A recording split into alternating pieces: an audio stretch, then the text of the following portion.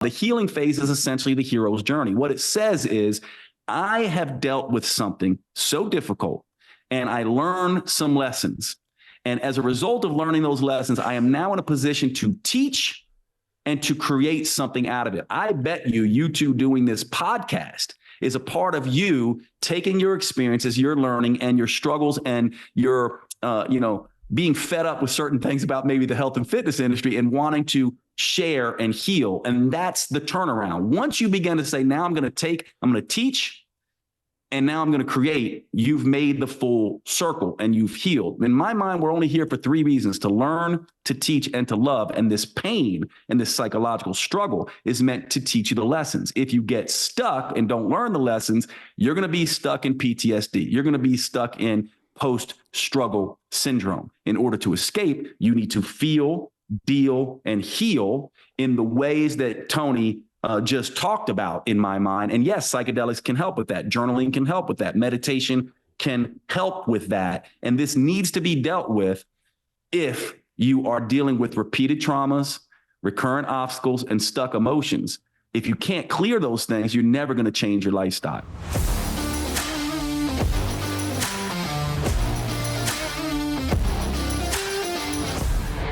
You're listening to the Born Primitive Podcast. Good morning, everybody. Welcome back to the Born Primitive Podcast. How we doing, Tony? Doing good, Bear. Did you get in this morning? Yeah, I'm 45 minutes earlier now than I used to be because I dropped the oldest daughter off at school. So okay. That's why, yeah. All right. That a boy. Yep. Yeah, you got to get it in on Fridays, man. Yeah, you got to set the tone. All right, guys. Today we have a really cool guest. This is like right up Tony and I's wheelhouse. Want to intro Dr. Jade Teta, who is an entrepreneur, best-selling author, integrative physician.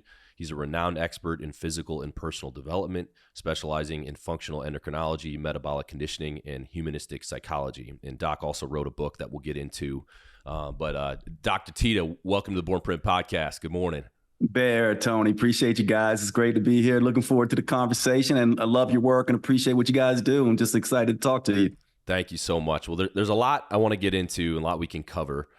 From kind of human wellness, the endocrinology angle, and then a little bit on romance and love at the end, which I think is cool. A lot of us can probably relate to that topic. But getting right into it, you list one of your specialties is integrative endocrinology.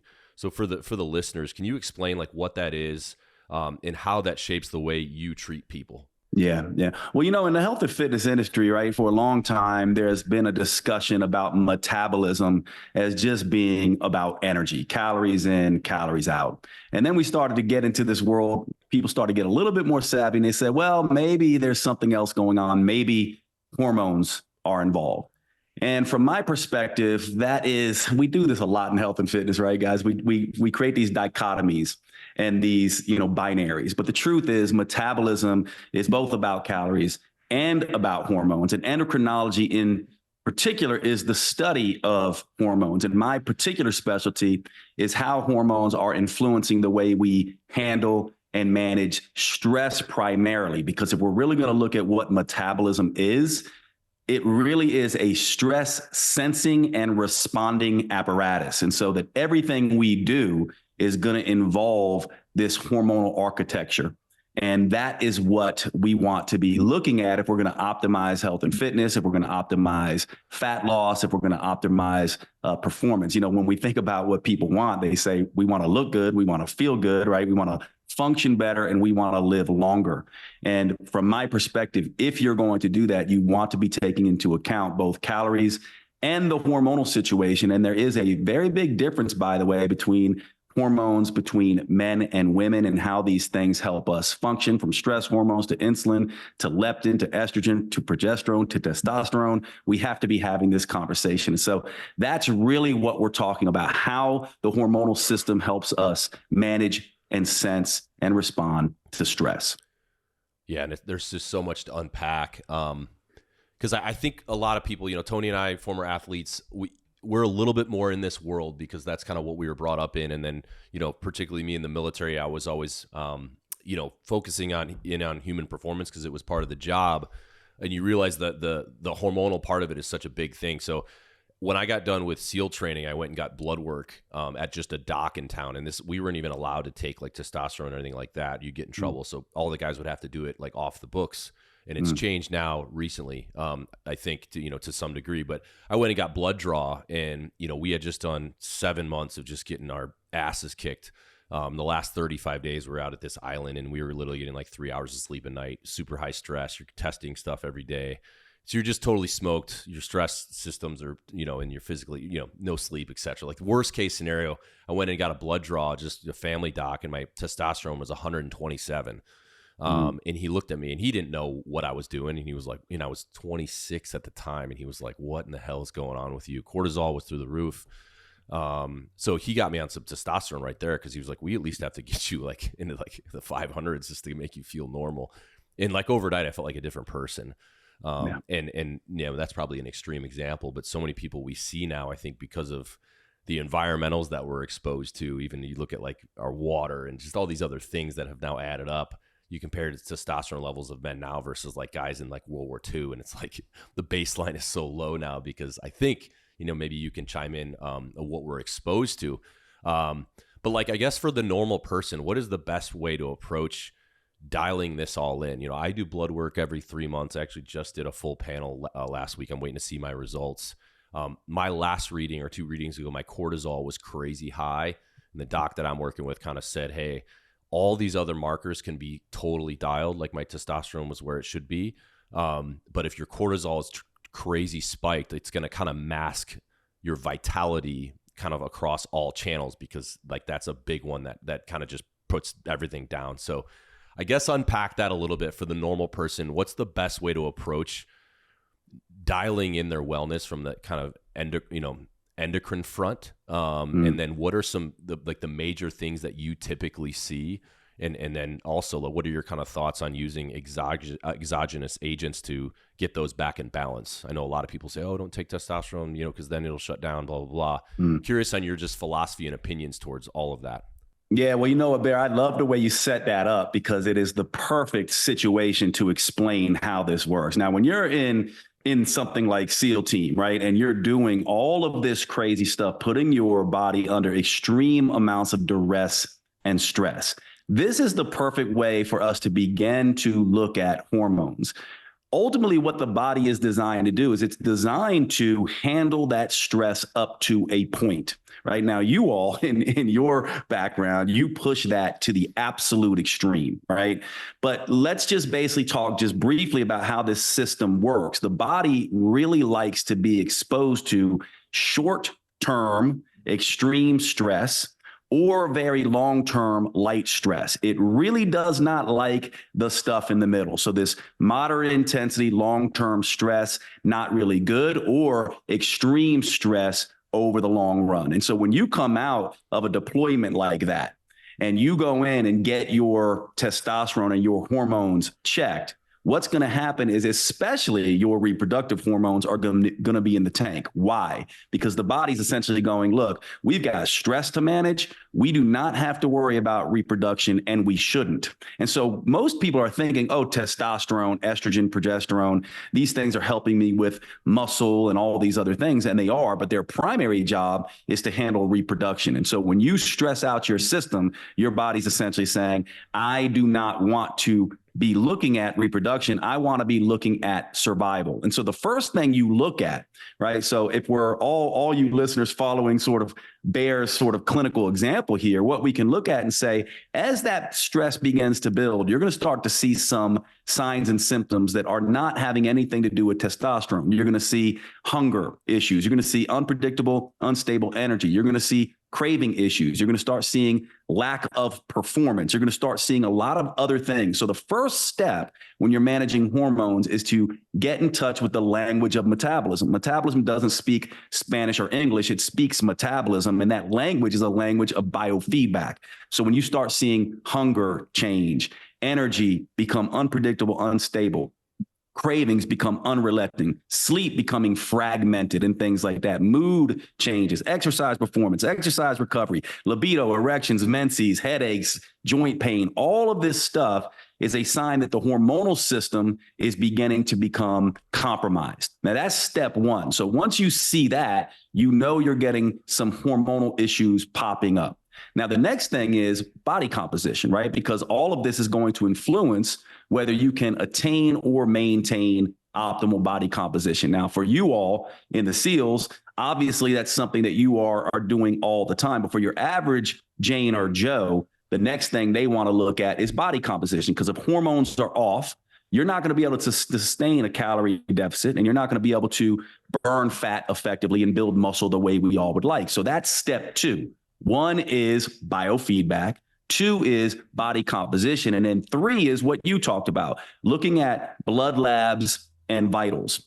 And so this, I'll give you a shortcut here with a funny little acronym I use called SHMEC, sleep, hunger, mood, energy, cravings, SHMEC. This is a window into your hormonal biofeedback. If your SHMEC is out of check, this tells you your system is under too much stress and you're beginning to become hormonally compromised. Likewise, if you're not able to attain and maintain optimal body composition, your hormonal system is becoming compromised. And finally, if your blood labs and vitals, in your case, testosterone is low and other cortisol is high and other blood labs and vitals are moving away from optimal, this is also an indication that your hormonal system is in dysregulation. And I'll say one final thing here. So if all three of those things are true, the first step, because that was your question, how do we begin to unpack this?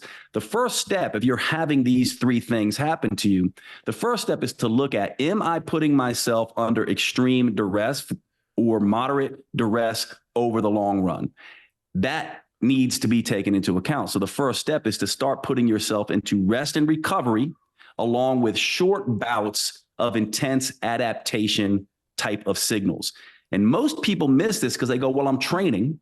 And if I'm training, then I'm automatically dealing with stress. But for many people, training actually can become a stress if it's done too often for too long under depleted states. And that's what was happening with you. So I'll shut up right there for a little bit so you guys can begin to unpack that. And then we can get into when you might want to start using things like testosterone or performance enhancing hormones. But that hopefully gives you an overview of what's going on hormonally. And by the way, cortisol, insulin, and these hormones are far more important and will see changes first, as your doctor alluded to, before you start seeing changes in testosterone, estrogen, and progesterone.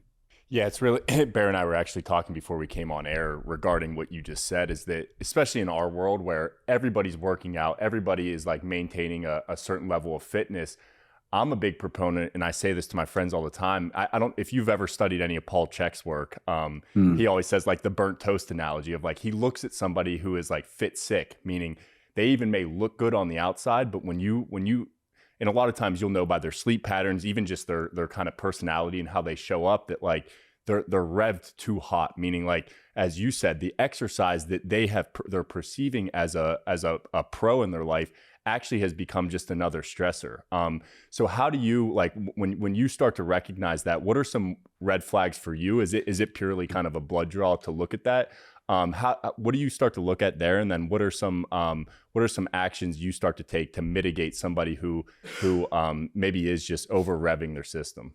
Yeah, Tony, I love this question. And actually, blood labs, funnily enough, as a doc, a lot of people want to go to blood labs first. But as we were talking about with Bear's question, you're going to start seeing biofeedback signals change first. And they're far more useful in my mind, because long before your blood labs and your vitals will begin to change, you'll start seeing these changes in hunger, energy, and cravings, what I call HEC, HEC, or sleep, hunger, mood, energy, and cravings, SHMEC. You'll see this pretty clearly. And by the way, let's make an analogy here that you two will, I think, appreciate. Let's take a couch potato, right, who's eating all the time and not moving at all.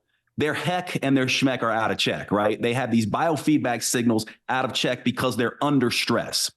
But what we don't think about is, let's take the chronic dieter and chronic exerciser. They also have their HEC and SHMEC out of check because they're under stress. Now, what is the stress that's happening there? It is the gap between calorie intake and nutrient intake and output. So in the case of the couch potato, they're eating a ton, right? But they're not moving. So there's a huge calorie gap. But in the case of the chronic exerciser and dieter, they're not eating enough and burning a ton. So there's also a huge calorie gap. And the metabolism registers that as a severe stress. And we have not had that conversation enough. So yes, to your point, Tony, they might look good on the outside, but what we will begin to see is dysfunction, dysregulation, and perhaps even moving into disease. Now, we used to have a term that no one really likes in our industry of metabolic damage, because we didn't like the term because we don't want to think about the metabolism breaking. It's not broken. It's doing exactly what it's supposed to be doing. But when you push the stress lever too hard, it goes from stress to eustress, which is a good stress. You can adapt from that, to distress if you keep pushing it, to dysfunction, to dysregulation, and finally to disease. And what we're happening here is we've never really had the discussion about cranking on that dial. So too many people think that they can just do more. Harder is better, but harder is not better. Better is better. The Goldilocks zone is better. You need enough, but not too much, just right. And that's the first thing that we need to help people understand. If you overdo this in either way, couch potato or dieter, you're going to run into issues. And I'll give you a hint here. There are two other metabolic toggles that we can use besides the eat more, exercise less, and the exercise more, eat less. We can train like a hunter-gatherer, which is really an eat less, move more, exercise less approach. They're walking a lot. They don't get a lot of calories because they wouldn't have been able to. And they're not doing, out there hoisting barbells and stuff like that. Another example of that would be the traditional Parisian. So that's like a eat less, exercise less approach. And then, of course, we've got the eat more, exercise more approach, which is like us three, right? These are athletes. These are people who no athlete in his or her right mind, no Navy SEAL out that is going to purposely decrease their calories because they need that fuel to perform. And isn't it funny that most people want to look like athletes, yet they're doing something that no athlete would do in his or her right mind? So we have 4 different toggles. And this is where I start to answer your question, Tony, right? So we thought it was just eat less, exercise more, the dieter, and eat more, exercise less, the couch potato. But now when we're more savvy and really paying attention to how this works, now we can say, well, actually, there's 2 more toggles we can pull. We can go hunter-gatherer, eat less, exercise less, or we can go athlete, eat more, exercise more. And those 2 approaches narrow the calorie gap a little bit, cause less stress on the system, and people start seeing better results. Does that make sense? Because that, to me, is the first place that we need to start. And it's a smarter approach, not a harder approach.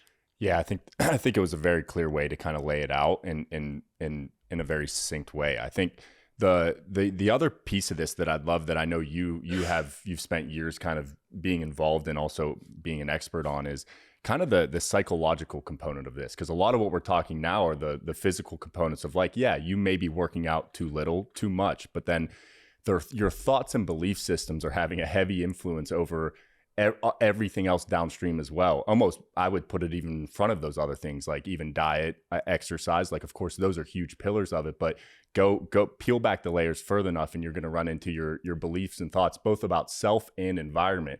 So when you start to sense or recognize that somebody, either in yourself or clients you've worked with, maybe has a belief or a thought structure that is ramping up their perceived stress, which the body, and I think you may agree with this, the body doesn't know the difference between perceived stress and then actual stress. So when you're seeing somebody who may psychologically be in a place where they're hindering their ideal state, how do you approach something like that? Because there you're not talking anymore about eating less or eating more. You're getting into the complexity of the psyche, which is a whole nother animal. So how do you approach that, and what kind of insights do you have into that kind of realm?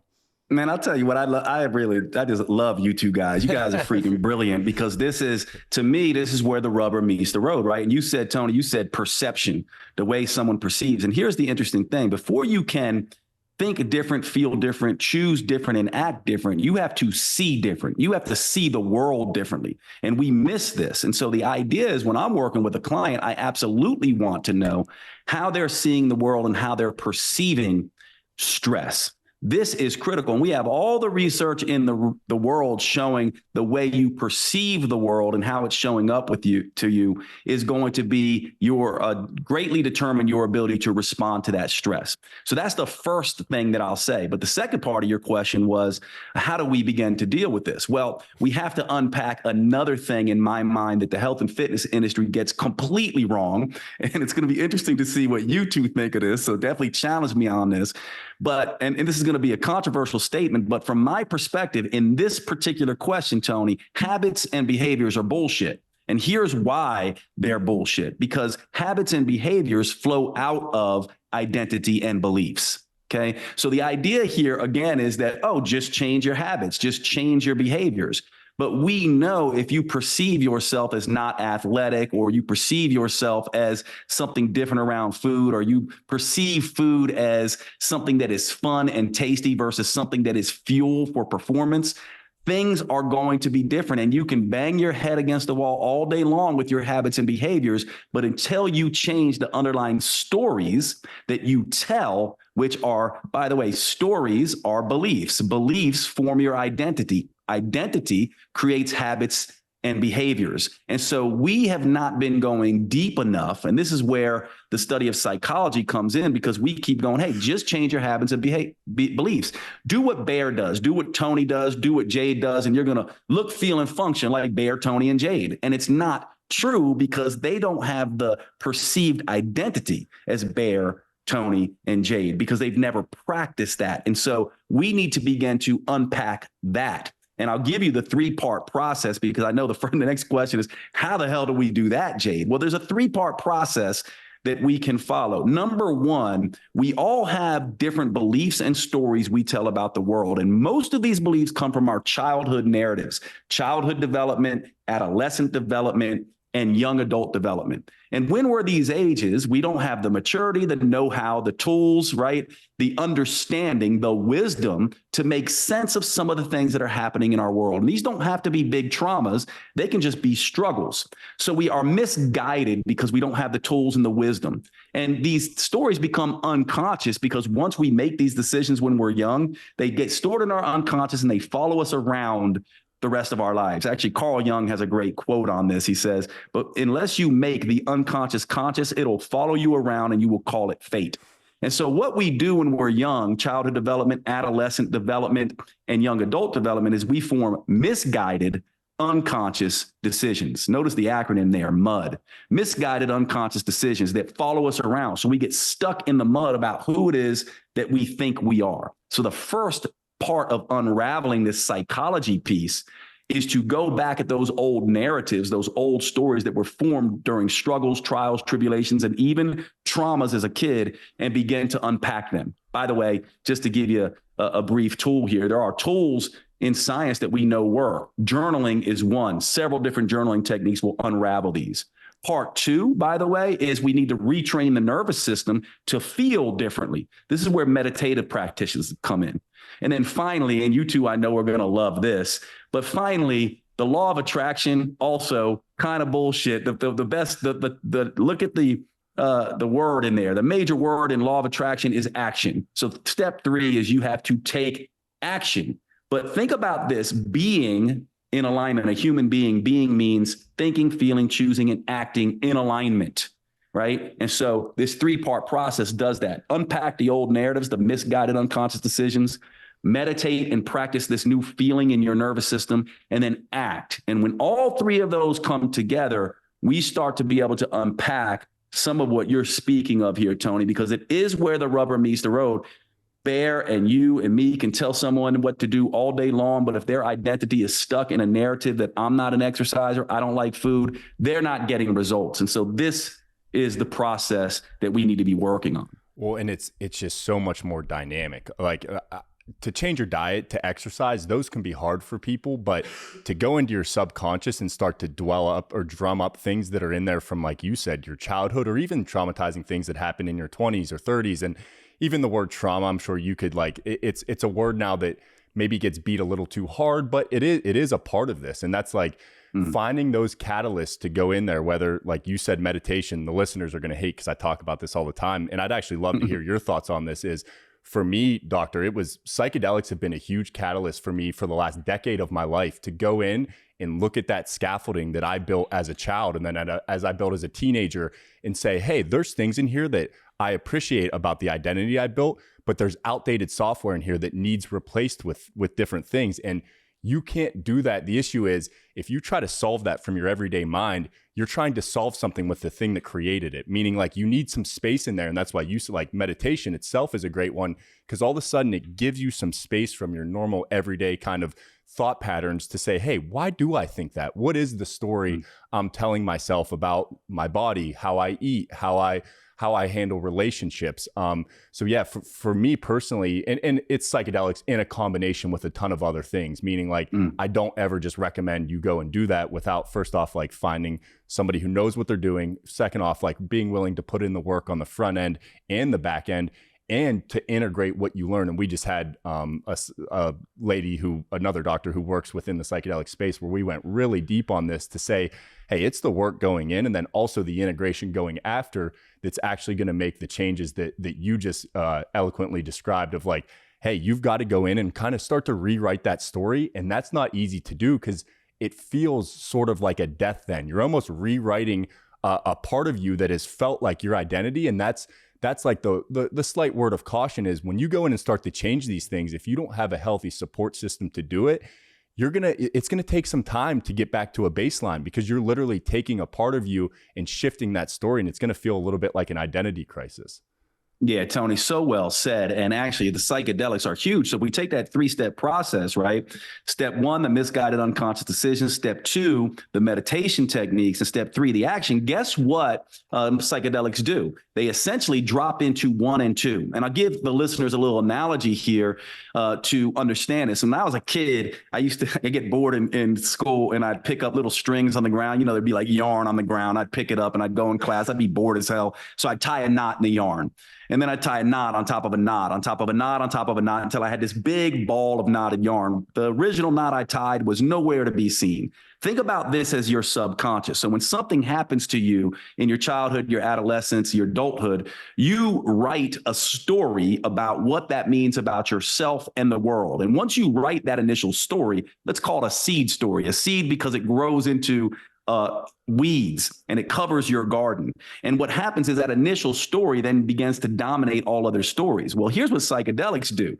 Psychedelics take that ball of yarn and mash it up and make it pop out like this. So you can spot some of the yarn, and you untie one of the knots and you untie another knot. And every once in a while, you know, when you're untying a big ball of yarn, you untie one knot and like 10 knots go at once.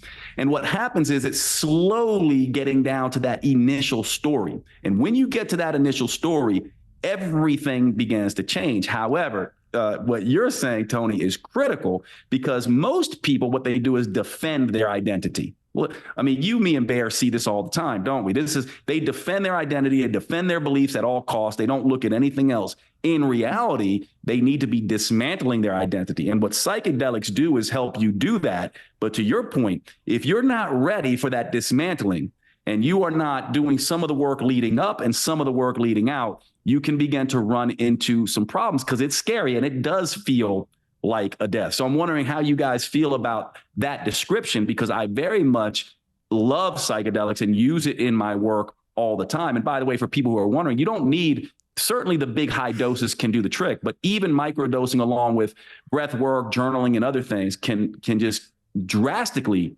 change the way you perceive yourself and the world and the results you'll get in the world.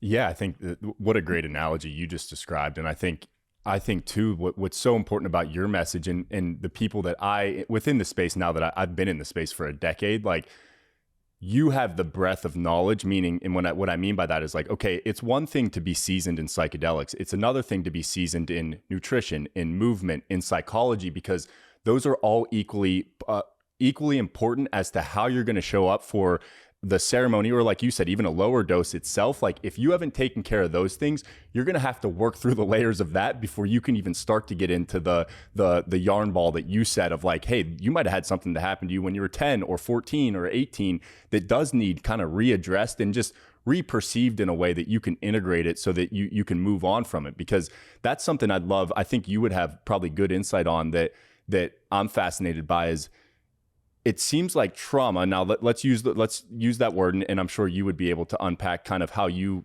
feel about that word. But if you have something that happens to you 18, 10, or even as an adult, there can almost be like your psyche sticks to that moment in time, meaning like you have something traumatic happen. Let's use 15 as an example. When you're 15, you part of you will almost stay stuck in that time unless you go back and readdress that. And I'm speaking even to some particular things that I've had to work through.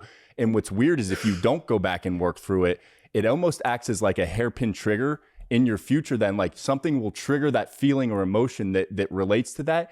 And you quite literally then will embody almost those feelings. So when you see an adult who's 30 but can't get their shit together and they almost act like a petulant child, a lot of times like how you start to perceive that, and this is kind of my own bias a little bit, is that there almost is an inner child in there that was never integrated through the levels into a true adult. So that's a wordy kind of complicated thing to unpack, but I'd love to hear your thoughts kind of on that subject.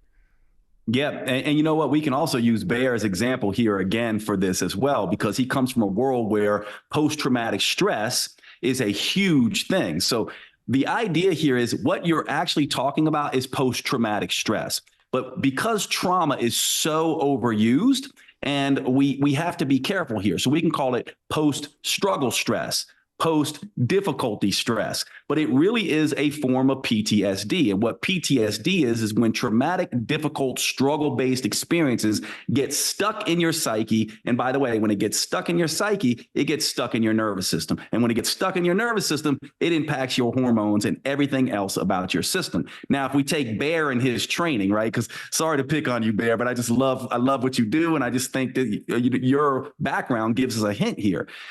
He's going to go in, and before he even goes into SEAL training, right, they're training him to understand what is going to happen, how to use his tools, what all the particular scenarios. So he's being trained in this. His brain's being primed to think and perceive a particular way. We don't get that kind of training when we're children and adolescents and adults. And certainly as we begin to grow old, no one goes back and gives us that training on how to deal with this stuff. And so that training is important. Now, even with that training, though, a particularly traumatic event in Bear's world can still make things get stuck in the psyche, in the nervous system, and in the hormonal situation. So what do we do once that happens? What we do is we have to realize that the psychological realm, we like to think in logic and linear, sort of language. Well, the psychological realm, the unconscious doesn't think in logic and linear language. It thinks in metaphor, it thinks in a feeling, and it thinks in symbolism. And so what we need to begin to do then is begin to deal with, and you alluded to something very powerful, the feeling-based aspects of our old psychology. So if Bear's on deployment and something particularly traumatic happens, eventually he's going to have to go back into that trauma or that struggle, see himself as a different dimensional consciousness, meaning taking himself back and engage with the Bear that was in that situation. And now feel the feelings. In order for us to heal, I'll walk you guys through this really quickly that I teach my clients. If the three of us are in the kitchen cutting vegetables and one of our knives slips and cuts our finger, what are we going to do? We feel it. And because we feel it, we grab it, right? Like, I cut myself. We have to have that feel phase. So with post-traumatic stress, with post-struggle stress, we need to be able to feel it. And if we didn't feel it then, we need to go back and feel the emotion. And I'll tell you how to do that in a minute. Now, with the physical wound, what do we do next? Well, we got to deal with it, right? So then we look at it, we see how deep it goes. Do I need stitches? What do I need to do to take care of this? And then finally, and by the way, the deal phase when we're in struggle, what is that? That's the story we tell ourselves about the world. I won't trust anyone anymore. I won't hope anymore. I'm never going to do that again, right? So we tell our story. So that's how we deal with it. And then finally is the heal phase. And this is the most important thing. Healing does mean, yes, getting the stitches out, putting antibiotic ointment on it. But more importantly, the heal phase is what? Learning that next time I go cut vegetables, I'm going to be careful. And perhaps I'm going to be extra savvy and I'm going to go on YouTube and look at how to cut vegetables appropriately. So in the psychological realm with post-traumatic stress or post-struggle stress, we need to feel it. We need to deal with it the same way and we need to heal it. And the way we do the feel is we go backwards in time. We interact with our old child self, our adolescent self, or the part of us that was on deployment that had that particular trauma. And we go in and we feel, but we don't logic it. Oh, I felt this or this happened, A, B, and C. We go in and say, where is it in the body? What personality does it have? What texture does it have? What temperature is it? Oh, it's like tar stuck and it goes from my throat down to my solar plexus and it's angry and it's got spikes on it and it's hot. And we give this feeling a description so we can really understand it. And we understand the story that the feeling is telling us, because every feeling has a story associated with it. So the story might be around safety and security, acceptance and belonging, et cetera. Then we go, hey, as a result of this feeling and what it's trying to teach me, I'm going to deal with it differently. Instead of not trusting, I'm going to have boundaries and standards, and I'm going to write those into my psychology so I don't get taken advantage again, but I'm not going to be fearful and distrust everyone. And then finally, the healing phase, and this is the part that I think you both will love. The healing phase is essentially the hero's journey. What it says is, I have dealt with something so difficult, and I learned some lessons. And as a result of learning those lessons, I am now in a position to teach and to create something out of it. I bet you two doing this podcast is a part of you taking your experiences, your learning and your struggles and your, being fed up with certain things about maybe the health and fitness industry and wanting to share and heal. And that's the turnaround. Once you begin to say, now I'm going to teach, and now I'm going to create, you've made the full circle and you've healed. In my mind, we're only here for three reasons: to learn, to teach, and to love. And this pain and this psychological struggle is meant to teach you the lessons. If you get stuck and don't learn the lessons, you're going to be stuck in PTSD. You're going to be stuck in post-struggle syndrome. In order to escape, you need to feel, deal, and heal in the ways that Tony just talked about, in my mind. And yes, psychedelics can help with that. Journaling can help with that. Meditation can help with that. And this needs to be dealt with if you are dealing with repeated traumas, recurrent obstacles, and stuck emotions. If you can't clear those things, you're never going to change your lifestyle. Yeah, and there's a good segue there. And first off, like the wounded healer archetype, which you just described perfectly, like embodying that, like we need more and more people to step up and start to embody that in a way. Like you said, you take your pain, and instead of taking your hurt and hurting others, you take your pain and you learn to help, and you alchemize it to become a beacon of like, hey, I don't turn a blind eye to what happened in my life that made me who I am. I actually take that, alchemize it into a teaching that helps others navigate through that, because that process is actually equally as important. The goal isn't to help people avoid it. The goal is to help people walk through it. So really appreciate the way you describe that. And I think the segue I'd love to go on to is that it feels a little bit, and I know Bear will have thoughts on this because we've talked about it, is it feels culturally we've almost become addicted to victimhood, meaning, and I want to be careful, like there is, and every time we talk about it, we preface it with like, hey, traumatic things happen to people, and you are there, like each of us have been victims at certain parts of our, or at certain areas of our life, and some individuals in a way that none of us can relate to as far as the egregious things that happen to them. But just speaking on it as a whole, culturally, it feels as if we've become so obsessed with it that the latter steps that you're talking about of like, hey, there is a while where you are a victim, meaning like when you have something bad happen to you, you need to feel that, because if you try to turn a blind eye to it, then you're actually just going to have to deal with it later on. Whereas if similar to a death, like something tragic happens, the first stage is to actually feel it deeply. So yes, there is a period where you're a victim, but then at some point you have to break that story, or you're literally carrying that with you your whole life, and you're creating a self-fulfilling prophecy, and you will then become a victim throughout life as opposed to just one event. So I know it is a sensitive subject, and it is something you always want to like caveat with like, hey, we're not saying that being a victim is not a real thing, but do you agree with that culturally right now, it really does feel like we've almost become addicted to it? Yeah. Yeah. So here's the way I look at it. Something happens to us, right? And now we have a choice. Three choices in my mind. We can become the villain, the hurt person who hurts people. This is the person who did not feel, deal, and heal. They become the villain. They go, I'm the hurt person, I'm a hurt, but someone cut my finger, I'm going to run out and cut someone else's finger. Then we can be the victim. And this is the part that I agree with you and Bear. We have to be careful here. Here's the thing. Feel, deal, and heal, right? That first phase, feel, is the victim phase. People must.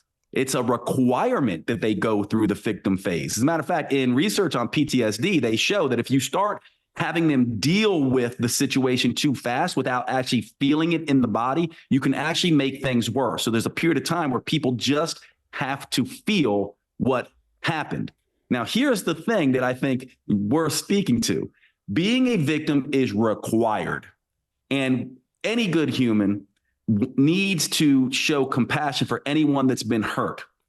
And we can't rush that. However, at some point, you have got to move from the feel phase to the deal phase. If you do not, you will be stuck in victim. So the villain is the hurt person who hurts people. The victim is the hurt person who identifies so strongly with that hurt, they stay stuck in the feel phase forever. And if you want to heal, you cannot do that. At some point, you must leave the victim state. And once you do, you're now in a place where you can become the victor, the hero, the hurt person who now helps people. And that is ultimately what we're speaking of here. So I could not agree more. And I know it's a sensitive area, but we must get past the victim state. If we do not, then it becomes self-hurt. And that is the worst kind of hurt. Yeah, I love what you guys are saying as far as the feel it, because I would imagine a lot of people kind of run from coming to terms and really feeling that pain. And this is something that my therapist had told me, kind of me dealing with something.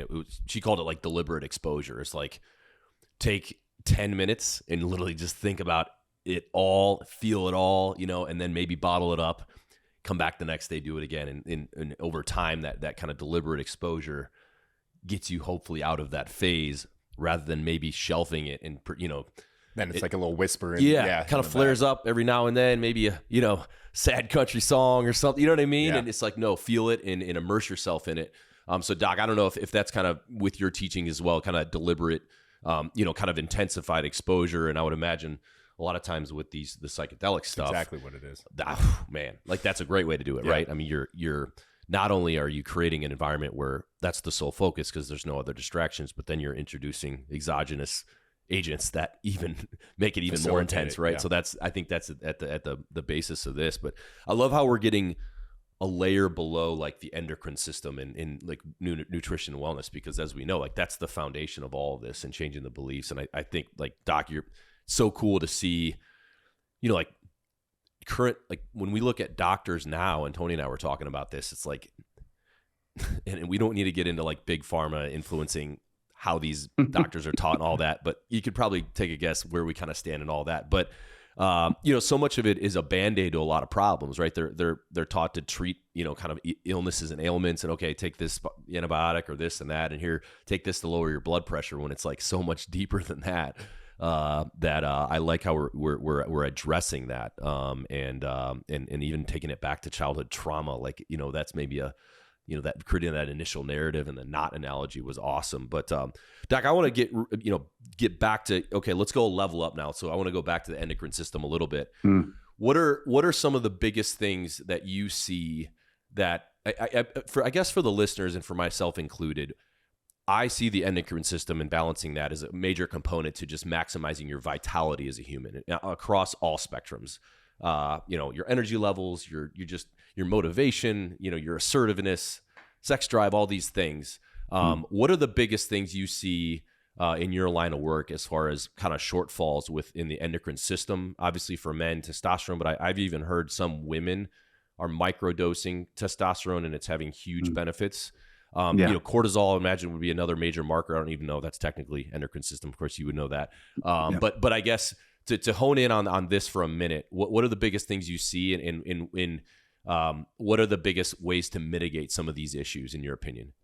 Yeah. And I love you guys so much, because actually it might seem to the listener like we went off on a tangent, but we're going to tie it all together now, because this question that Bear is asking actually puts the whole thing together. So the question is essentially, let's go back to the endocrine system and let's talk a little bit about what people get wrong. Well, here's how this works. So now imagine that it's not necessarily the endocrine system, right? It's the neuroendocrine system. In fact, it's the psychoneuroendocrine system, because the body is a whole.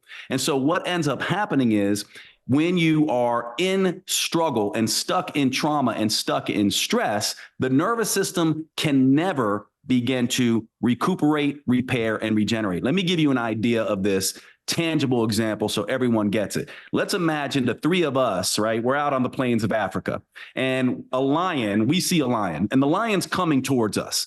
The three of us are going to go into fight, flight sort of mode, right? We are going to be very hypervigilant, ready to fight and flee. Everything mobilizes. Now, what happens here is at that point, and we'll talk about cortisol in just a minute, but at that point, we start using up all of our resources, fuel, energetics, nutrients, all of that kind of stuff. And our whole hormonal system / endocrine system is on high alert. We are in threat mode. There is no recovery and repair happening. Now, if the lion leaves, but the three of us are still on the plains of Africa, right? We might not be under threat, but we're striving. We're hypervigilant. We're waiting for that lion to come back. We've got our heads on a swivel. Where is it? When's it coming? This is striving mode. Also, a situation where we're using resources, using nutrients, using full fuel, and under stress. It is not until the three of us get into a house, get off the plains of Africa, and the door's shut, and we know we're safe, that we can go into safety and safeness mode. And the nervous system, the psychology, and the endocrine system, neuroendocrine system, all begins to reset. And what happens is most people are living in threat mode or striving mode, especially these people who are over-exercising, under-eating, constant go, go, go. And even our culture says that. Don't rest. You don't need sleep. Keep going. That is striving mode. And that is what's causing the issue. So to answer Bear's question, the number one thing that people don't understand is that the psychoneuroendocrine system needs to get to safety and safeness. It cannot be stuck in threat or striving. It needs to get to safety and safeness, which then brings us to this whole thing about testosterone and optimizing hormones and things like that. The first thing you need to optimize, if you're going to optimize estrogen and progesterone and testosterone, is cortisol, because cortisol is the major threat hormone. And so when you are striving and in threat mode, cortisol levels are going to be incredibly problematic. And a lot of health and fitness individuals will argue this. There's no argument in my mind. If you look at the research, cortisol is highly correlated with cravings, highly correlated with hunger. Now, there's an individual response, so not everyone's going to respond this way. But from my perspective, this is one of the reasons so many people are overeating. They don't realize their over-exercising, over-striving habit is causing their overeating habit. And it's resulting from cortisol. And cortisol is antagonistic to these other hormones. So even, by the way, if you go, hey, let's put on some testosterone in here, let's get some estrogen and progesterone, but you're still in thriving or threat and striving mode, it's basically like you got 1 foot on the gas and 1 foot on the brake, and you're not getting results. And so the mistake that most people make is not getting their nervous system, their psychology, and their endocrine system back to reset, lowering these stress hormones and stress outputs. Once you do that, then you start to replete. For example, we know in men that if you've got low vitamin D, you got low zinc, and you got low magnesium, and you replace those things, your testosterone is going to go up. We also know if you take things like ashwagandha or some of these stress adaptogens, you'll see sometimes testosterone go up. Why? It's not that these things are causing necessarily the release of testosterone.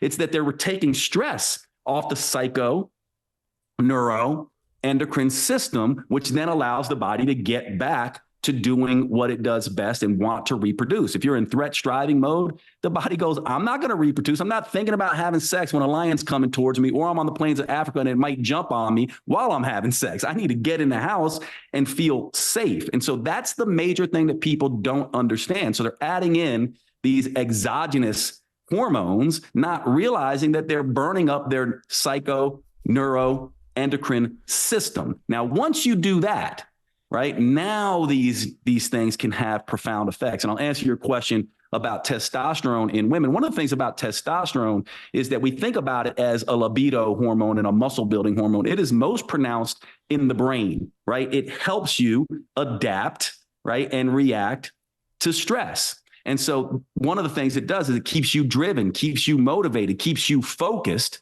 And that, when you are constantly under striving and threat mode, that's why it gets depleted, because it partly does that. And so any man that you know goes on TRT or hormones, you see their sense of focus, their sense of drive goes up, their sense of self-confidence goes up.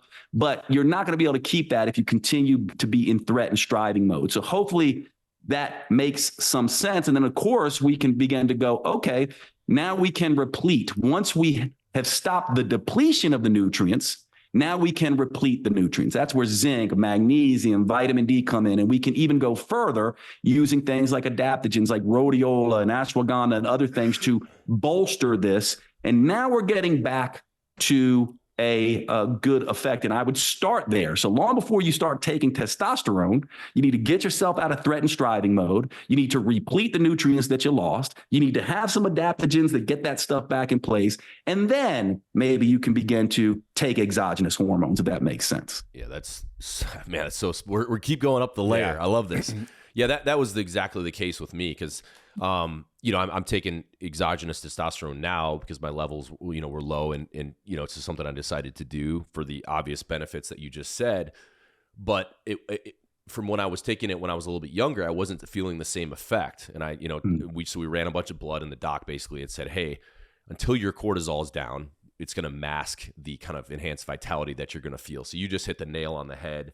And I'm taking a lot of those things now. I take ashwagandha and magnesium before bed, vitamin D, zinc, magnesium in the morning as well, and all those things. But until your life stressors are removed, a lot of that, again, is just masking the problem. And some of us just various personal situations outside of work and all these things that some of us can't escape some of those stressors, right? And I would say I'm in one of those scenarios at the moment. So I had to kind of, and this is where I wanted, the next question I want to ask, talking about protocol. We talked to one of the guys, Brian Johnson, who's an author, best-selling author, and he talks about, doubling down on your protocol in kind of moments of stress and, to kind of help yourself get through it. And I don't think a lot of those stressors are going to be going away anytime soon. So I had to make the realization, okay, I have to control everything I can control to make myself more resilient against these stressors. So it was like, okay, that's why I went and got a sauna in the house. I bought a cold tub. So I do that every morning religiously. I started getting my blood work done every 3 months so I could at least check my levels. So at the physiological level, I'm doing everything I can. And then what you guys hit on is the psychological component. How do I rewire how I perceive this stress and threat? You know what I mean?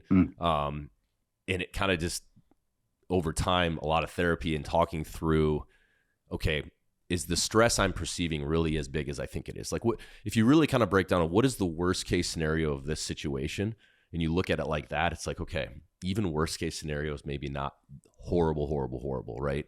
So I've had to try to unpack that to kind of change the psychological component that you guys are talking about, and obviously that's a work in progress. But that cortisol marker, man, I started, and there's a few supplements. There's one I take, it's called Adrenol. And then Thorne makes one called Adrenal Cortex. I don't know if you've heard of either of those. So I got on those, and I'm hoping this next draw is good. But I love how, you guys are nailing this. Well, and really quick off that, because I think you're touching on it, Doc, is that culturally, I think this will be something we almost wake up from eventually, slowly but surely, and be like, what the hell were we doing? I call it like the David Goggins effect, where it's like this just like hammering, stay hard, always on. And it's like, no. We stop doing that. Not only do we have that mentality that almost has become in the zeitgeist of culture right now, but you also have technology, which it equally contributes to that. And I'm somebody like, I believe in the future of technology. I think it connected us in a way that is beautiful. But with anything, there's a shadow side to that, and it's that constantly on effect. And even as like a leader here, I've realized the importance of like, it's so easy culturally as a workplace to think like we need people to work harder, which like on paper sounds great. But when you actually are like, when you spend enough time within a work culture, and we have 70 employees, and you see how that mentality starts to play out, you eventually run into like, wait a second, this isn't sustainable. And Bear knows for me, like I'm always challenging people like, hey, go on a 20-minute walk outside twice a day. Like, get outside. What are you eating? How much caffeine are you drinking? Because all of these little inputs, if you're not in the goal either isn't to be rigid, but if you're not settling yourself down, it's actually not about working harder and striving harder. It's the exact opposite. But culturally, we are not talking about that enough. And it's starting to, but I'd love to hear, your thoughts on that culturally.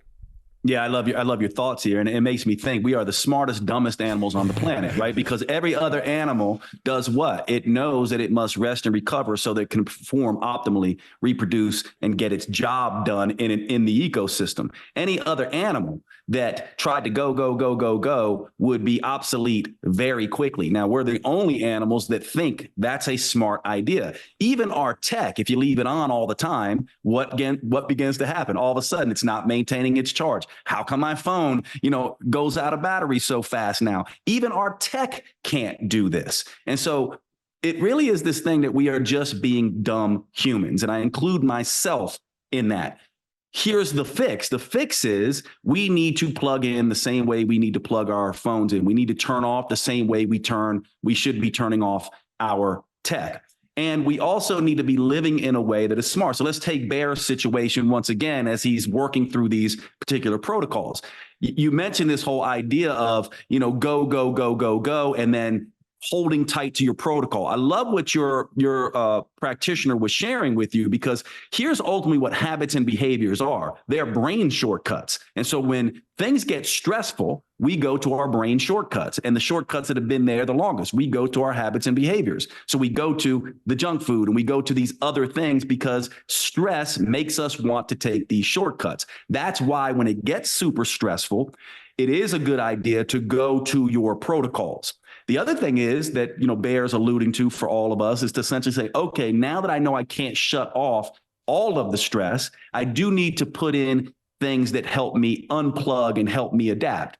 Cold therapies, sauna therapies, walks, circadian rhythm stuff. By the way, if you're, I'm sure you guys are savvy to this, but I'd be remiss if I didn't mention it to the listeners. In order to reset cortisol, especially, the best way to do that, by the way, is not with supplements and everything else. It's basically to get back into the circadian rhythm where you're essentially waking at the same time, you're going to sleep at the same time, because the body works in this rhythm. And if you are on all the time and sporadic or not waking up and going, your cortisol never gets a chance to reset. So I would look at it like this. Number one, circadian rhythm, paying attention to when you get up, same time, getting light exposure in your eye, going to bed. This is one of the first things to begin to do. Number two, begin to build in some of these recovery things. Sauna is great. Walking is absolutely fantastic. Cold therapies, fantastic. And then using things, which I'm going to give everyone a tool right now that reprogram the psychological aspect to shut down the cortisol. This is called written exposure therapy. It's used actually in PTSD, and I'm going to walk you all how to do it. Think about the acronym WET. It's like rinsing off in a shower. It helps you reprogram your nervous system. So it has three parts, and it goes by the feel, deal, heal that we've already discovered. The first part is the feel phase. What you're going to do is pick any difficulty, any struggle, any trauma, anything like that, and you're going to write about the feeling. Bear already alluded to this, right? Where he was talking about his therapist gets him deep into the feeling. So you write on paper, and research has shown pen to paper is better. It does something to our subconscious. Now, here's the thing. Here's what we mostly do. If I'm in a traumatic accident, let's say car crash, and you ask me, Bear says to me, hey, Jade, what happened? I go, well, I got out of my car and I, went into the store. Then I came out. Then I got in the car, made a right on blah, blah, blah street. And we're telling this narrative. Then a car hit me. That's not how you want to write this. What you want to do is a car hit me. I felt it here in my gut. Fear overwhelmed me. It felt like I got shooting pains through my whole body. My eyes were twitching. I was light, like I was lit on fire. You talk about the feelings, the visceral symbolism, and you get deep into it.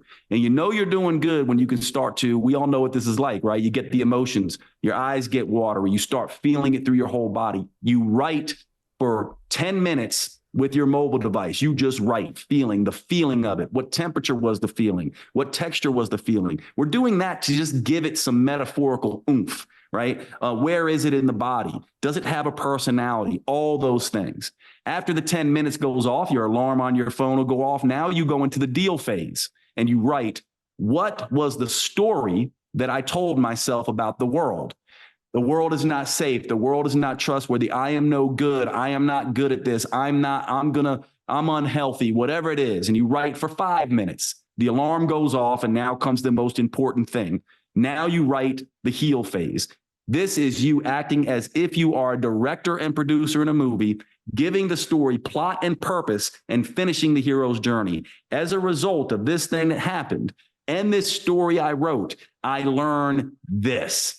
And the fact that I learned that helped me understand this, that, and the other thing. And once I learned this, I began to teach other people. And I began to go out and create things. And I created a podcast and I wrote a book, it doesn't have to be something big, but from that day forward, every time I was in a coffee shop, I would start up a conversation, give a smile, give some warmth, look for people to help. Ever since that day, anytime I see someone stranded on the side of the road, I pull over and help them. I become the hero. And now you have this narrative that rewrites the psychology. Now, you might think this is different than sauna therapy and cold plunge therapy and all these things. It is not. It is actually doing the same thing, only more deeply. So we're all into biohacking, right? Cold plunge, sauna, all this stuff. What we need to do is also biohack a little bit deeper into where it starts, the psycho-neuro, before you get to the endocrine. So even though I'm a specialist in hormones, what we tend to do is want to start with the endocrine. We need to start with the psycho-neuro that flows into the endocrine. And the way we do that is with this written exposure therapy.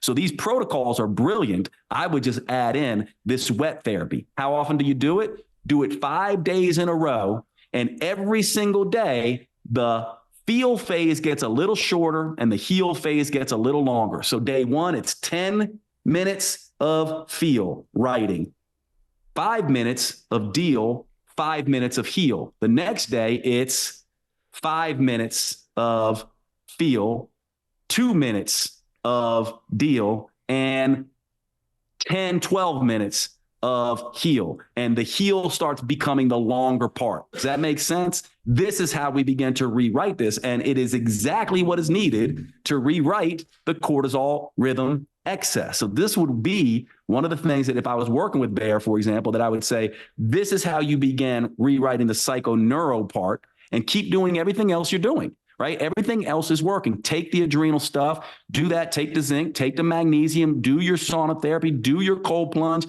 take the TRT, now do this, and we'll start to see deeper changes. So good. Doc, you taking any new clients by chance? I'm actually not, because I'm spending most of my time teaching now other professionals. So I do a lot in the CEU world. But I appreciate that so much. If it's you, maybe we can work something out. Hell yeah. No, I mean, you're speaking our language over here. This is really cool. Well, I know you're a busy guy, Doc. I just want to get into the last topic, the romance part. Are you good with that? Yeah. Okay, cool. I know I'd love to go so much deeper on this. But I know you wrote the book, Doc, You Grow Me, The Next Level, Human Philosophy of Love, Sex, and Romantic Connection.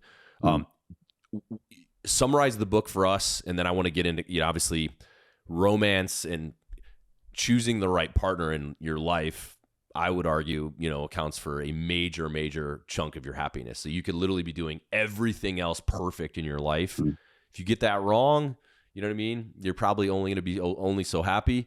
Or vice versa, you could maybe make a ton of mistakes in your life, but if you pick that right person for you, you're probably still going to be 80% there on a happiness scale. And of course, I'm just making this up. So unpack the book a little bit, if you don't mind. Yeah, so well said, Bear, because this, again, right, it might seem separate, is directly related to the entire conversation we've been having around neuroendocrine, immune, psycho function, right? Because romantic relationships are the most consequential relationships that we humans will ever have. Our romantic partners are simultaneously our parents. And if that sounds weird to you, think about it. Your romantic partner, who do you call when you get sick? Who do you call if your car breaks down? They are 1000% parenting you, and you are parenting them. They also are your best friends. They're your lover. They're your mentor. They're your comic relief. Hopefully they do everything. And they are 100% also a cortisol lowering blanket for us. They are the thing that helps us reoptimize and get into safeness mode. So when we get off the plains of Africa, we go into the house and we have a romantic partner there, we will calm much more quickly.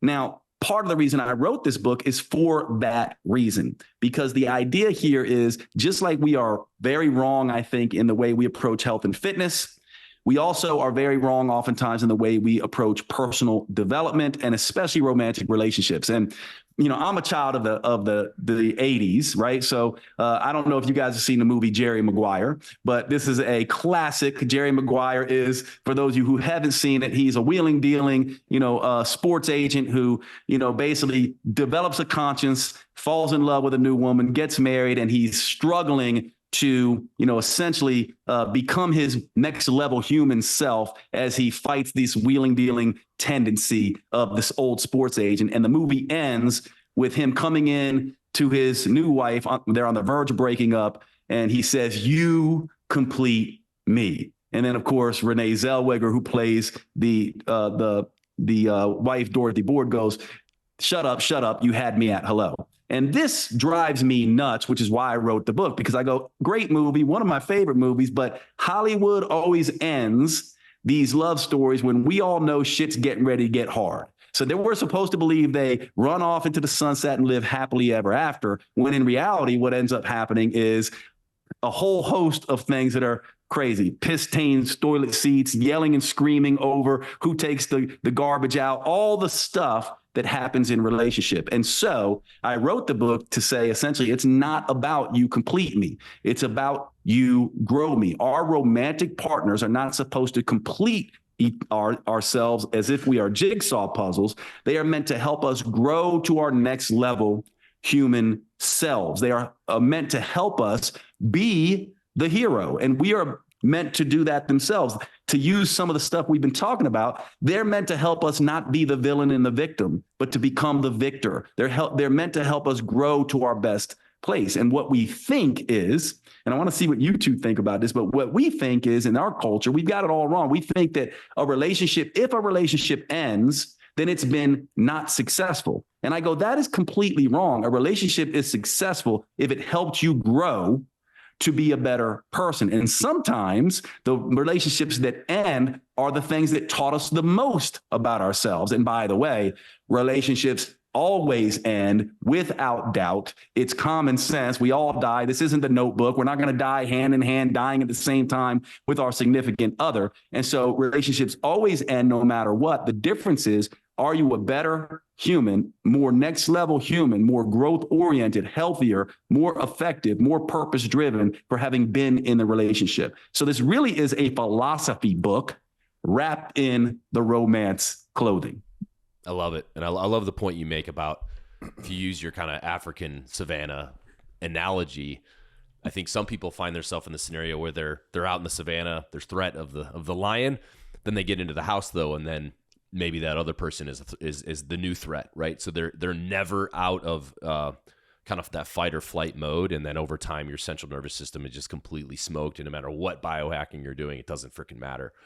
So hopefully that's a lesson as for people listening. If you think you're in that analogy of maybe you go to a stressful job, you're getting your ass handed to you with just all kind of stressful things. Okay, that's your threat during the day, and then you get home, and then it's a totally different stress. Maybe someone run around the house with a knife or something. Of course, I'm using an analogy here. You're never going to be out of that mode, even when you're sleeping. So I love how you put that into context. And yes, the goal there is that person is the safe space that allows you to recharge, not drain the battery even more. And I think, we all need to find that. One of the questions I had, in regards to the book is, obviously you said there's a philosophical component to this, and you might have already answered it, but what do you think is the most important thing in a relationship?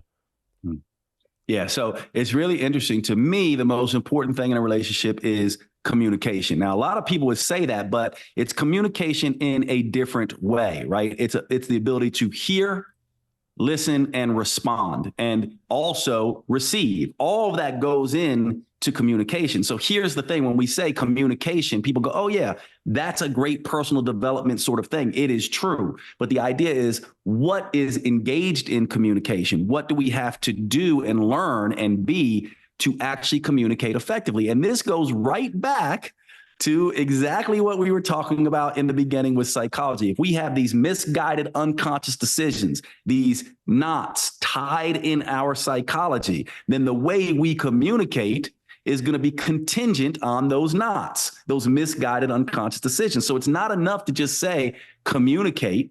We have to understand what these stories are. And so, one step further, the most important thing about a relationship is to know yourself and be authentic, not to a past self and a current self, but to your next level human self, and communicate from that point of view, and insist that your romantic partner also doesn't see you as a past self or a current self, but sees you as your next level human self and communicates within that. In every relationship, we've got three entities, right? There's you, there's me, and then there's the entity we create when we're together, what I call you/me, or we'll just call it you, me.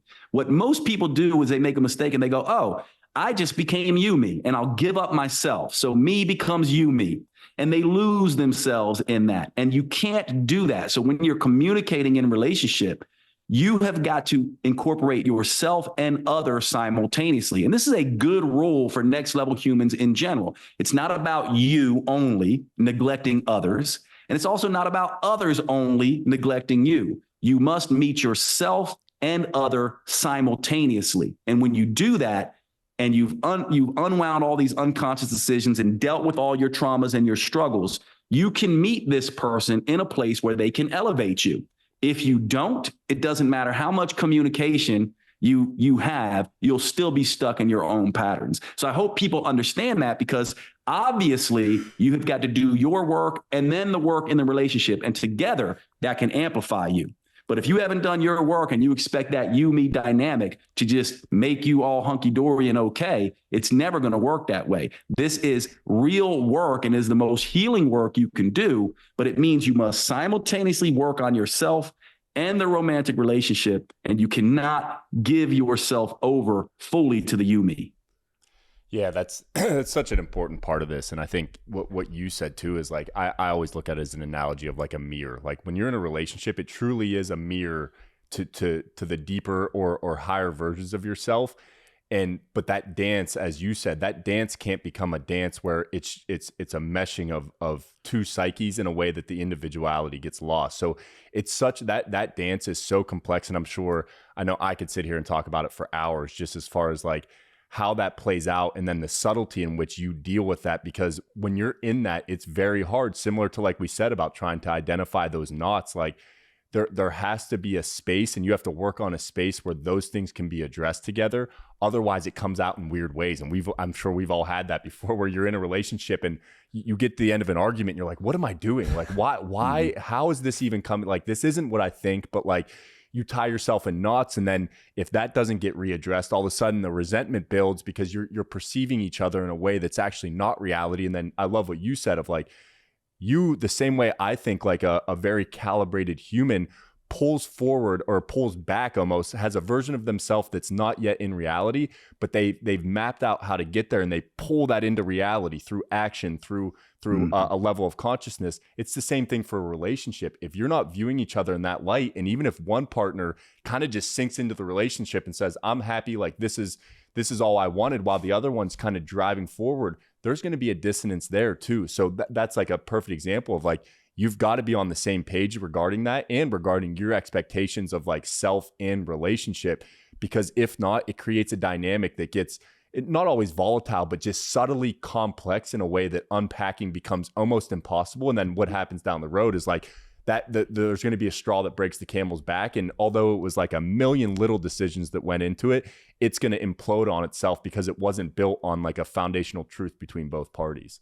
I love that so much, Tony. And, and one way we can make this a pithy little phrase is that, people want partners. They don't want projects, which means we have got to become a full embodied person right from the get-go. And when you begin to grow yourself and others simultaneously and push towards this next level human self, by the way, all this other stuff for you younger guys who are listening to this, all this other stuff about how to pick up women, how to do this or that, and for you women about how to manage yourself and all this stuff, all that stuff begins to go away, because as Tony said, you become your perfect sort of self outside of the relationship, and you begin to attract, almost like a tuning fork. You begin to vibrate and attract a particular type of person. So the idea with this particular book is don't go find somebody, create your next level human self, and you will automatically recognize them. So it's not the law of attraction, it's the law of recognition. It's like if the three of us decide we're going to get a car, right? And Tony, you're like, you know what, I'm going to get a red Tesla, I think. And you hadn't even thought about the Tesla, but all of a sudden Tesla starts showing up everywhere, right? As if by magic. And for some reason, a lot of them are red. And then you notice my next door neighbor has a red Tesla. That's crazy. You didn't create it. You didn't draw it into existence. You primed your nervous system to recognize it. It's the same way in relationships. What this book teaches is become your next level human self. Now meet someone who can continue to grow you along that line. But when you become it and you're in process, you resonate and you can recognize everyone who will help. And by the way, they get to recognize you. And all of a sudden, all this stuff about throwing out lines and being this particular way and attracting people and all these tools and techniques fall away because your authentic self, next level human self, starts walking into the world and you become attractive in a whole other way, and you become attracted to people in a whole other way. It helps you escape the culture level dating game, the culture level romance game altogether. And all of a sudden, everything begins to change. And it's really just about understanding this philosophy of unwinding our past selves, dismantling our identity to go back to the beginning, and restructuring ourselves as a next level human. And that then changes everything. And it works, by the way, in health and fitness. It works in romance. It works in finance. It works in purpose and meaning. And those are our 4 jobs, right? We only have 4 jobs as humans. We got to earn and manage money. Even if you're out on the street, you got to procure food and find shelter. You got to attain and maintain health and fitness. You got to manage, give and receive love with personal relationships. And you got to find meaning and make a difference. And so everything we talked about in this podcast fits into this. But the romantic realm is a huge thing that can either help or hinder. And you really need to know how to manage it. And that's why I wrote this book. It's a philosophy book to help you become a next level human so you can attract a next level human partner. Well, and then too, like that, it's like what you're saying then. So even once you attract, and I look at life this way in general, it's not just in relationships. It's like, once you find that partner, you find yourself in a situation that kind of sets your soul on fire. It's like, then the real work starts. That's when like the grace, the humility, the grind, the 1,000 little things that piss you off. Like, and of course there should be bounds to that. Meaning, like you said, you don't want a project that you have to work on between 2 people that just is unobtainable or you can't complete it because you're just like in such different worlds. But then the subtlety in which I think a relation is built is that like almost the same way a good job or a good career, or even working out, is like, it should be hard as hell while you're in it, because you're almost that's like you're alchemizing, you're changing. And then there should be little moments. And like for in my personal situation, it was like a child with my partner, or like you finally, after having a child for 2 years, you could carve out a weekend to go do something, and you take a deep breath and look at each other and you realize like, fuck, this is hard as hell, but we're dancing, man. We're dancing together and we're progressing. Because I hate it's like the Hollywood effect that you said too, that like you find your perfect partner and you go home at night and you lay on the couch together and you're happy. It's like, that ain't it either. It's like, it's a mix of like, there's a trust there, but it's this deep soul trust of like, I trust this fucking person to no matter what I do in my life, like we're going to be there for each other. The day-to-day of it looks actually sloppy at times, and there's hindrances, there's fights, but like it's that like container that you build together of trust that actually is what's going to sustain you over time. Yeah, and there's a hero's journey going on in 3 dynamics, right? There's your hero's journey, there's their hero's journey, and there's the hero's journey that you create together. And I'll give you one hint, by the way, when it comes to kids, right? One of the reasons kids either draws things together or fractures things really quickly is that you-me dynamic, you, me, and you, me in the middle. A lot of people go, okay, now let's throw the child in there. And what happens is someone will oftentimes fracture off. So they'll go, now it's like you, me, but your wife has an extra attachment, a you-me dynamic with the child. And so it really needs to be now something different. You don't go, it's you, me, couple, and you, me, family. And now you have to understand the dynamics of each. And if you let that you, me, and you, me couple dynamic fracture, then what happens is the you, me family dynamic fractures. And so This is the stuff that we have to be aware of. I need to make sure that I am using my energetic understanding of this dynamic of you and me as a couple and making sure that I'm filling that up separately from you, me, family. So just in case people aren't hearing what I'm saying here, you can't make you, me couple, you, me family. You, me couple has to stay you, me couple. And then you have to form another fourth entity, you, me family. So now you've got 4 in the mix, you, me couple, and you, me family. And if you understand that, you start realizing now how you, me couple can grow me, you, me family can grow me. And yes, to Tony's point, it gets incredibly difficult. And honestly, from my perspective, true love is seeing the dysfunction in somebody, because that's what you're going to see. You're going to see all their mess and loving them for it and continuously seeing them as, I am going to help you. I love you, so I will help you break these patterns. I get to see all your mess, all your bullshit, all your dysfunction, but I'm going to help you break through these patterns. And at the same time, I will not allow you to see me a way I'm not or no longer wish to be. Don't bring into the you, me couple your whole thing about how men have hurt you or women have hurt you or whatever. We are our own thing. So do not do that. That's when you start seeing that romance can become incredibly expansive. But yeah, it's difficult. It's a hero's journey in 3 different levels. Well, yeah. There's only been a handful, Doctor, and you're one that we need to get you back on at some point, because we could go for 3 hours, but I want to respect your time. Yeah, so this was awesome, Doc. I love how we just layered it up all the way to the final piece of the puzzle is the romance one, right? And I particularly like what you said about like the other person should see the future self of that individual. And I would say particularly in a situation where maybe someone made some mistakes or was trying to change their habits. It's like, okay, maybe show them some grace in that moment and see what they're striving to become, not who they were before.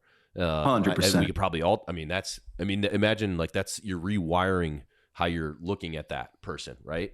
And it's not like you give them a free pass all the time for mistakes, but at the same time, if they're showing humility and they're trying to improve themselves, and now you see them in that new light, like how cool is that? I never even thought of something like that. And that's where you bring in written exposure therapy, by the way, right? So that particular aspect of the couple needs to rewire their thought using that feel, deal, heal written exposure therapy we discussed. Yeah, I love that. Well, thanks so much, Doc. This was awesome, and we definitely would love to get you back on. And you're covering every end of the spectrum on this. So really fascinated to get into this. And hope you have a good weekend. Yeah, you guys are brilliant dudes. You're my kind of people, man. I would love to come back anytime. So Bear, Tony, thank you so much. Appreciate you guys very much. And thanks for having me on. And thank you to all the listeners as well. Heck yeah. Thanks, Doc. All right, Doc. Thanks.